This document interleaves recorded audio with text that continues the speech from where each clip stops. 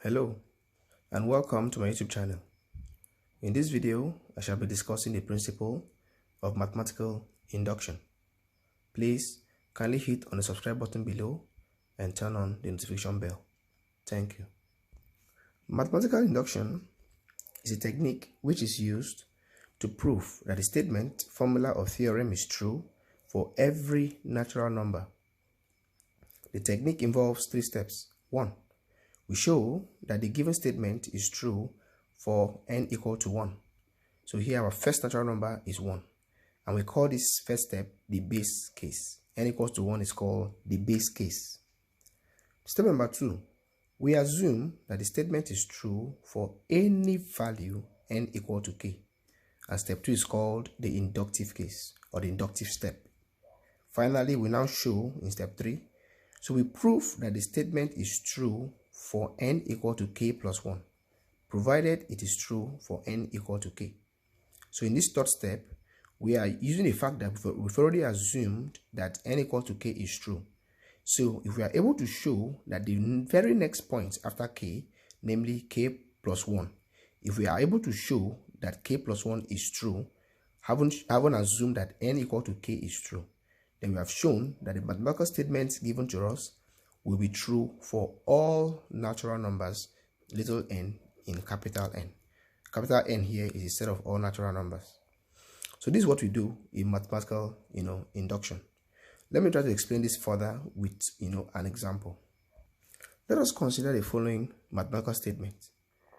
1 plus 2 plus 3 plus 4 plus, it goes on and on, plus n is equal to n into n plus 1 over 2.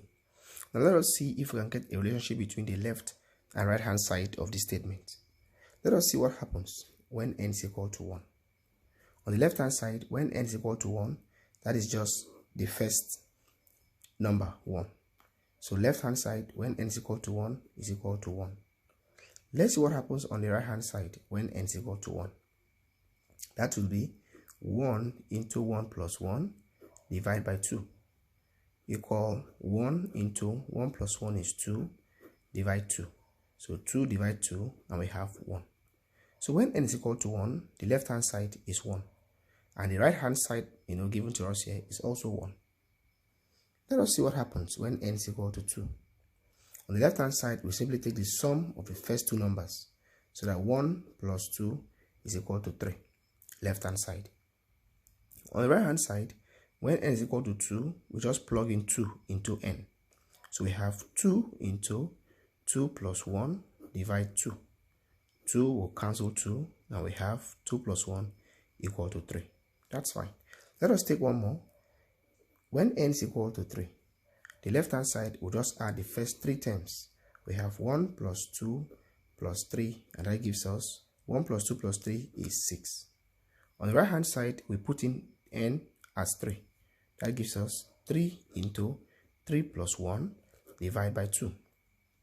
That gives us 3 into 4 divided by 2. 2 here, 1, 2 into 4, 2 times. So that 3 times 2 is 6. It also agrees with the left hand side. Okay, let us jump over to n equal to, let us say, 100. So if we were to take n equal to 100, what happens on the left hand side? We have to do this up to the 100th term. I can see how tedious that exercise could be. On the right hand side, it will be pretty easier. We'll just plug in n as 100 and we'll get the value.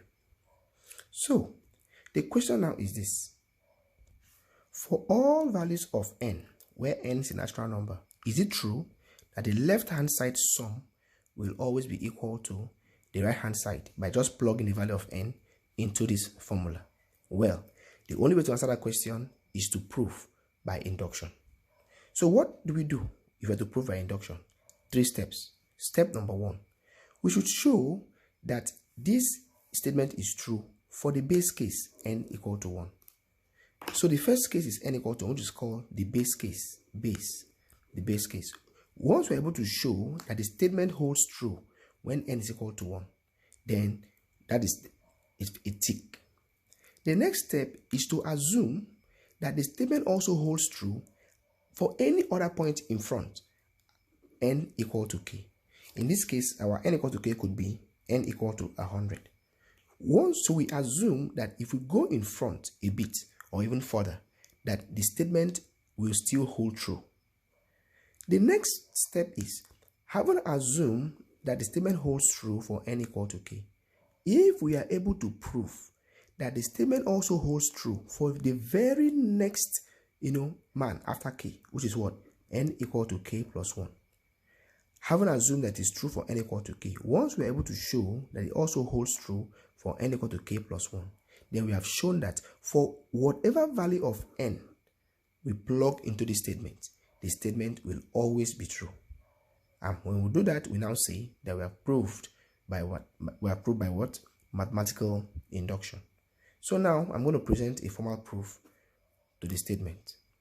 The question is, show that 1 plus 2 plus 3 plus 4 plus up to n is equal to n into n plus 1 over 2. What are we showing here? We want to just show that for any value of n, a natural number, that this statement will always be true. So we proceed as follows. I'll first of all say, let P sub n be the statement 1 plus 2 plus 3 plus 4 plus up to n equal to n into n plus 1 over 2. So let Pn be the statement, be the given statement.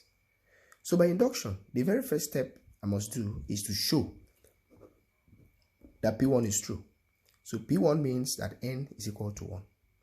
On the left hand side, when n is equal to 1, the term there is 1. So left hand side term is 1. On the right hand side, when n is equal to 1, I'll plug in 1 for n. I'll have 1 into 1 plus 1 divided by 2.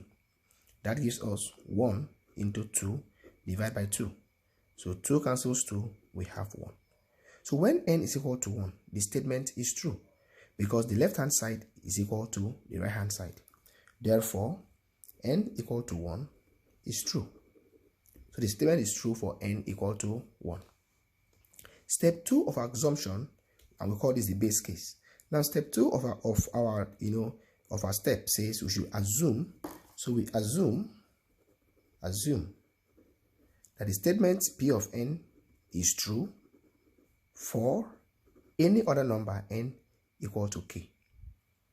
So the statement becomes Pk equal to 1 plus 2 plus 3 plus 4 plus, instead of n, we now have k. Since we are assuming that it is true for any other point n equal to k, plus k equal to k into k plus 1 divided by 2.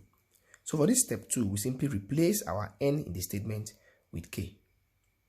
Now, if we are able to show that, having assumed that it holds true for n equal to k, that it will also hold true for the next, next number, which is k plus 1 term. If we can show that that holds there, then we have shown that the statement is true for any value of n that we choose. So, we now show that the statement Pn is true for n equal to k plus 1. So, on the left hand side, we now have 1 plus 2 plus 3 plus 4 plus k. So we now add the kth plus 1 term to the left hand side.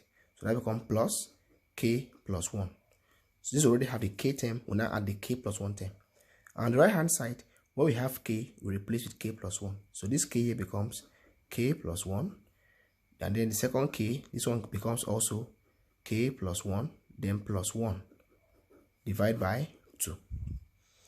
If we are able to show that the left hand side of this equation is exactly the same as the right hand side of the equation, then our proof is complete. So we have 1 plus 2 plus 3 plus 4 plus k plus the k plus 1 term equal to k plus 1 into all of this. But if we observe, you see that from here to this point is already familiar. Our second step, we said we assume that Pn is true for n equal to k. So when n equal to k, we had from 1 plus 2 plus 3 to 4 to k to be what? K into k plus 1 over 2. And that's what to see here. So this bunch here from here to here is nothing but what we had for n equal to k. And for n equal to k, we had this. So I can simply replace from this point to k with k into k plus 1 over 2. Then plus the kth plus 1 term, k plus 1, equal to right hand side is k plus 1 into, I have k, 1 plus 1 here is 2, k plus 2 over 2. I can go ahead and take the LCM on the left hand side since I have two fractions. The LCM there is 2. So 2 divided 2 is 1 times what I have up. I have k into k plus 1 plus 2 divided 2 divided 1 rather is 2 times what I have up, 2 into k plus 1. The right hand side remains k plus 1 into k plus 2 divided by 2. So here I have two brackets that are the same, so I can just factorize here. I have k plus 1, there are 2 here, I take 1, and what is left I have k plus 2. K plus 2 divided by 2 equal to k plus 1, k plus 2 divided by 2. What do we observe at this point? We observe clearly that the left hand side is the same as the right hand side. So our proof is complete. We now draw a conclusion as follows. So therefore, the given statement Pn, is true for all natural numbers n from the set capital N. What does this mean? Since we have shown that the 3 steps of our induction process, are true, we conclude that the statement given that the given statement, which was this, will be true for any value of n that we pick. So if you pick any n, let us say 100, you pick 200, 1 million, whatever value you pick, as long as the value is a natural number, the statement, the left hand side of the statement will always be the same as the right hand side of the statement. Hence, our proof is complete. So we have just shown that this is true. Example: show that 1 plus 3 plus 5 plus up to 2n minus 1 is equal to n squared. We'll do this also by the principle of induction. So we start. So let Pn again be the statement 1 plus 3 plus 5 plus 2n minus 1 equal to n squared. Let that be the statement Pn. So instead of writing this, I'll just be writing Pn. So step 1 says we should show that the statement is true for the base case. So for n equal to 1, the left hand side is 1. Left hand side is equal to 1. See it here. And for n equal to 1, what happens to the right hand side? We simply put 1 squared equal to 1. So for n equal to 1, the base case, the left hand side and the right hand side are the same. Therefore, the statement Pn is true for the base case n equal to 1. Step 1 complete. Step 2, we assume that the statement Pn is true for any n equal to, or any other n equal to k, any other n equal to k, like I explained earlier. So we are saying that for any other point, going forward, let us say at n equal to, say, 8 or 9, we assume that the statement will still hold true. If we are able to show that from this fact that the next term after k, which is k plus 1, if we can show that that term also holds true, then our proof is complete. So now, or we now show that Pn, the statement, is true for n equal to what? K plus 1. So on the left hand side, we'll add the k plus 1 term, and we shall do same to the right hand side. Or before then, we said assume that Pn is true for any other n equal to k. So that means that the statement, let me write it here. So that means that 1 plus 3 plus 5 plus 2k minus 1, we replace n with k, equal to k squared. That's the meaning of this. So step 3, we now show that Pn is true for n equal to k plus 1. So we'll now add the k plus 1 term. So our statement now becomes, so Pn or pk plus 1 now becomes 1 plus 3 plus 5 plus 2k minus 1. We now introduce the k plus 1 term. So we now have 2 into k becomes k plus 1, then minus 1. So that's the k plus 1 term, equal to right hand side where we have k, replace with k plus 1. So that becomes k plus 1 all squared. Our job now is to show that the left hand side here, let us call this equation star, that the left hand side of star is exactly the same as the right hand side of star. So if we tidy up equation star a bit, we have 1 plus 3 plus 5 plus up to 2k minus 1 plus 2 times k is 2k, 2 times 1 is plus 2 minus 1 equal to k plus 1 all squared. One more time, we have 1 plus 3 plus 5 plus up to 2k minus 1 plus, this becomes 2k, 2 minus 1 is plus 1 equal to k plus 1 all squared. Once again, from this point to this point is familiar. Step 2, we assume that Pn is true for any other n equal to k, which means that 1 plus 3 plus 5 plus up to 2k minus 1 equal to k squared. So the whole of this bunch from here to here is nothing but what? K squared. So replace this bunch with k squared, and that becomes k squared plus what is left, 2k plus 1 equal to right hand side is k plus 1 all squared. So this is simply k squared plus 2k plus 1 equal to k plus 1 all squared. At this point, it is very clear that the left hand side is the same as the right hand side. But if you cannot see that, let's expand this further. So this implies k plus 1 times k plus 1. So that k times k is k squared, k times 1 is plus k, 1 plus k is plus k, 1 plus 1 times 1 rather is 1. So this becomes k squared plus k, 2k plus 1. So we have k squared plus 2k plus 1 equal to right hand side k squared plus 2k plus 1. I guess it's now obvious that the two sides are the same. So the next step is to conclude. Therefore, the statement Pn, which was given to us, is true for all natural what? Numbers. So what does it mean? If you pick any natural number arbitrarily, that the statement Pn will always be true. Let us now take a slightly different and more interesting example. Prove that 9 raised to the power n minus 2 raised to the power n is divisible by 7. So we start. As usual, let Pn be the statement 9 raised to the power n minus 2 raised to the power n is divisible by 7. Now let me explain this. When we say a number is divisible by 7, what does it really mean? 7 divides 7 how many times? 1 time, remainder 0. That means 7 is divisible by 7. And if 7 is divisible by 7, it implies that we can write 7 as 7 times 1. Meaning, we could write 7 as a multiple. We can write 7 as 7 times some number. So if 7 is divisible by 7, it's the same thing as saying that 7 is a multiple of 7. Or that 7 can be written as a multiple of 7.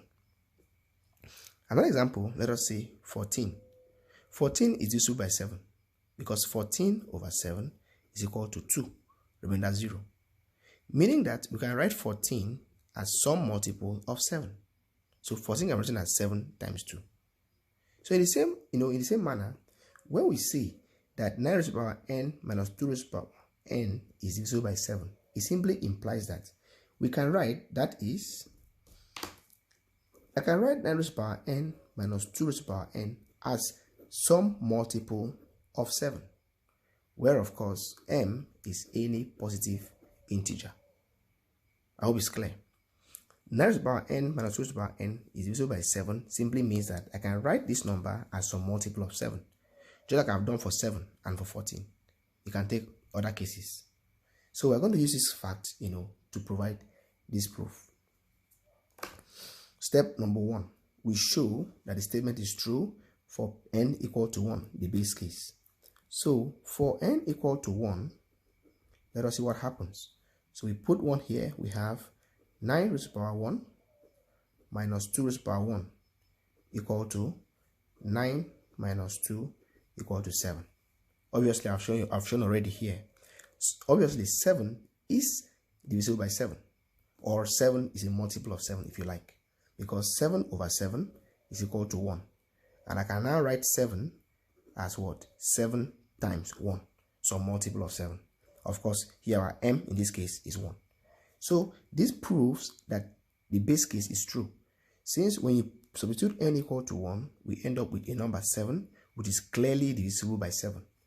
Therefore, the statement Pn is true for n equal to 1. Base case has been proven. Step number 2, the assumption stage, or what they call the inductive hypothesis stage. So we have here, so assume, step 2, we assume that the statement Pn is true for n equal to k. What does that mean? That means for any other number n equal to k, that the statement should be true. So the statement would become 9 raised to the power k minus 2 raised to the power k is divisible by 7. So these are our second case, what we call the inductive hypothesis case. So we assume that Pn is true for n equal to k. So for n equal to k, the statement now becomes 9 raised to the power k, the whole of this. So we're going to use this fact now. If we can use this fact that n equals to k is true to show that n equal to k plus 1 is also true, then the statement has been proven to be true. We now show that the statement Pn is true for n equal to what? K plus 1. So when n is equal to k plus 1, the statement becomes 9 raised to the power k plus 1 minus 2 raised to the power k plus 1 is divisible by what? By 7. So this is a kth plus 1 term. So we want to now show that this kth plus 1 term is also divisible by 7. So for the kth plus 1 case, we have 9 raised to the power k plus 1 minus 2 raised to the power k plus 1. We'll now, do some little, arithmetic here. But recall from your indices that if we have a raised to the power m times a raised to the power n, the same base, this will give us a raised to the power what? M plus n. If we have same base, we just add up the exponent. And in the same fashion, we can write from right to left. That is to say, if we have a raised to the power m plus n, we can split this into a raised to the power m times a raised to the power n. So I'm going to use this idea to split this. So this can be written as 9 raised to the power k times 9 raised to the power 1 minus this other side 2 raised to the power k times 2 raised to the power 1, which I can simply write as 9 times 9 raised to the power k minus 2 times 2 raised to the power k. I want to call this my equation 1. Now remember, from step 2, we had assumed that Pn is true for n equal to k. So we want to use this fact to show that it is also true for n equal to k plus 1. So we say that n equal to k is true, which simply means, if you want, that 9 raised to the power k minus 2 raised to the power k is divisible by 7. So I now write, since Pn, the statement, is true for n equal to k, it means that what? It means that 9 raised to the power k minus 2 raised to the power k is divisible by 7, which means that this can be written as some multiple of 7. Pn is true for n equals to k. So 9 raised to the power k minus this is divisible by 7, which simply means that what? I can write this number as a multiple of 7. I've explained that already. So since I can write this as a multiple of 7, then I can now write as 9 raised to the power k minus 2 raised to the power k equal to 7 times some number m. The next thing I'll do is to make one of these the subject of formula. So I'm going to have, this becomes 9 raised to the power k as subject becomes 7m minus 2 raised to the power k to the right becomes plus 2 raised to the power k. I call this my equation 2. Now at this point, if you like, you can make 2 raised to the power k the subject of the equation. You have similar results. You end up with similar results. So I want to substitute. I want to now substitute equation 2 into equation 1. What that means is that in equation 1, wherever I see 9 raised to the power k, I'll put the value 7m plus 2 raised to the power what? K.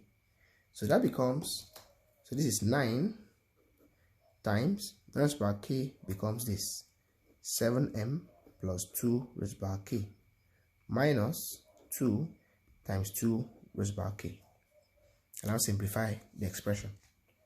This would give us so 9 times 7m is 63m plus 9 times this you cannot multiply, so that is 9 times 2 raised to the power k minus 2 times 2 raised to the power k. Now we have 2 raised to the power k common, in the last two terms, so we can factorize. So this simply becomes 63m plus, I factorize 2 raised to the power k. And what I have left here is 9 minus 2. That gives us 63m plus 9 minus 2 is 7 plus 7 times 2 raised to the power k. Now I can factorize 7 from this expression since 7 is common. So if I take 7 out, what we left here is 9. So this is 9m plus 7 is out. What is left there is 2 raised to the power k. And this is it for all m, for some m and k positive what? Integers. So in this expression, m can take any value, from 1 upwards, same as k. And if m and k are some integers, then 9 times m will be an integer, 2 raised to the power k will also be an integer, and of course the sum of two integers is an integer. So that would mean that 7 times an integer, that means 7 is a multiple of an integer. Let me just illustrate what I mean. Let us assume that m, for example, is equal to 1 and k is equal to 1, just for simplicity. Then here we'll have, this will become 9 times 1 plus 2 raised to the power 1. So 9 times 1 is 9 plus 2 raised to the power 1 is 2. So 1 is an integer, and then when we multiply 1 by 9, we'll have 9 also an integer, 2 raised to the power 1 is 2, an integer. 9 plus 2 is 11. 11 is still an integer, a positive integer. So I can now say that let me use the black ink, let 9m, this number here, plus 2 raised to the power k, which is an integer, is clear now, that is an integer, let it be what? Equal to, say, p, where p is also a positive what? Integer. Then, if that is done, it simply means that I've written my kth plus 1 term, which is 9 raised to the power k plus 1 minus 2 raised to the power k plus 1, that's from equation 1, as what? 7 times some multiple p, where p is an integer. What have we done here? We have simply shown that the kth plus 1 term, which is 9 raised to the power k plus 1 minus 2 raised to the power k plus 1, has been written as a multiple of 7, which simply means that this number is divisible by 7, since we can divide both sides by 7 to get p. So we have shown. So therefore, the statement Pn is true for n equal to what? K plus 1. Conclusion. Hence, Pn, the statement, is true for all n in capital N. That is proof by mathematical induction. We shall take the last example, which will be very similar to this one, for the last example. Show by induction that for all positive integers n, 5 raised to the power 2n plus 3n minus 1 is a multiple of 9. This problem is similar to the previous one, where we're asked to show that 9 raised to the power n minus 2 raised to the power n is divisible by 7. I already explained that we use divisibility here or multiplicity here, and they mean the same thing. So we start right away. So let Pn be the statement 5 raised to the power 2n plus 3n minus 1 is a multiple of 9. And what does that mean? It simply means that 5 raised to the power 2n plus 3n minus 1 can be written as some multiple of 9. Of course, where m is some positive for the integer. Let me still explain it in case you didn't get the first one. So if this is a multiple of 9, it simply means that, for example, now 18, for example, is a multiple of 9, because I can write 18 as 9 times some number 2. So it has been written as a multiple of 9 and another number. Another example is, say, 36. I can write 36 as 9 times 4. So 36 has been written again as a multiple of 9. So 9 times 4 is 36. So the same thing we are saying here, that if this given number 5 raised to the power 2n plus 3n minus 1 is a multiple of 9, it simply implies that we can write this number as some multiple of 9. That is 9 times some number m, which we do not know. In this case here, for 18, m is 2. For 36, m is 4. For our case here, we don't know what m is. But we know that m is some number that when you multiply by 9, you get the left-hand side. We have to prove that this will be true for every natural number n. Step 1, we show that the base case is true. So for n equal to 1, what do we have? We have 5 raised to the power 2 times 1 plus 3 times 1 minus 1 equal to 5 raised to the power 2 plus 3 minus 1. 5 squared is 25 plus 3 minus 1. 25 plus 3 is 28. 28 minus 1 is 27. So the question is, can 27 be written as a multiple of 7, or is 27 a multiple of 7? The answer is obvious, since we can write 27 as 9 times 3. So 27 indeed is a multiple of 9. Hence, so therefore, the statement Pn is true for the base case n equal to 1. So second step is to do what? Is to assume. So step number 2, we assume that the statement Pn is true for n equal to k. So if we assume that the statement is true for n equal to k, what does it mean? It simply means that 5 raised to the power 2k, when I replace n with k, plus 3k minus 1 is a multiple of 9. And of course, you know what it means. It simply means that we can write this as some multiple of 9. So we assume that this case is true. So our next job now is to, from this assumption, show that this statement would also be true for the next term, which is k plus 1. So we now show that Pn is true for n equal to k plus 1. Now for it to be true for n equals to k plus 1, what does it mean? We have to replace our k with k plus 1. So that simply means that 5 raised to the power, so we want to show that 5 raised to the power 2 into k plus 1 minus 3 into k plus 1 minus 1 is what? A multiple of 9. That is what we want to show. So we have this, where I can simplify into, so this is 5 raised to the power 2 times k is 2k plus 2 times 1 is 2 minus 3 times k is minus 3k, 3 times 1 is minus 3 minus 1. So that gives us 5 raised to the power 2k times 5 squared. I've used the fact again that a raised to the power m times a raised to the power n is equal to a raised to the power m plus n. So that a raised to the power m plus n is the same thing as a raised to the power m times a raised to the power n. Okay, minus, okay, this is plus So this is plus, this is also plus. So plus 3k, 3 minus 1 is plus 2.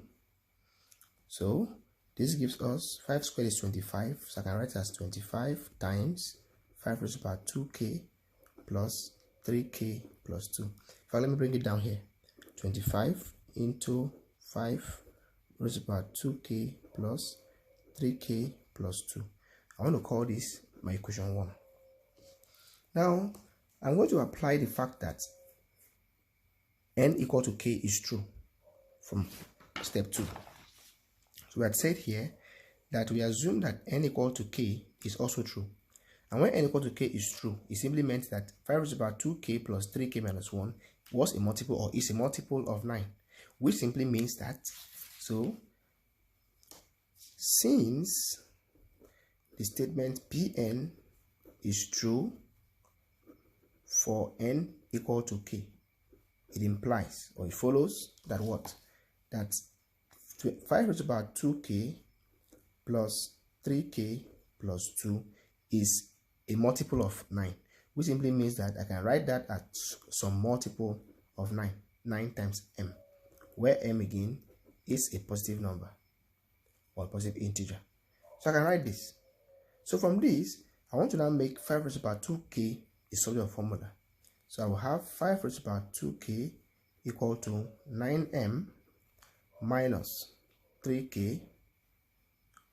This is minus 1. This is minus 1 rather.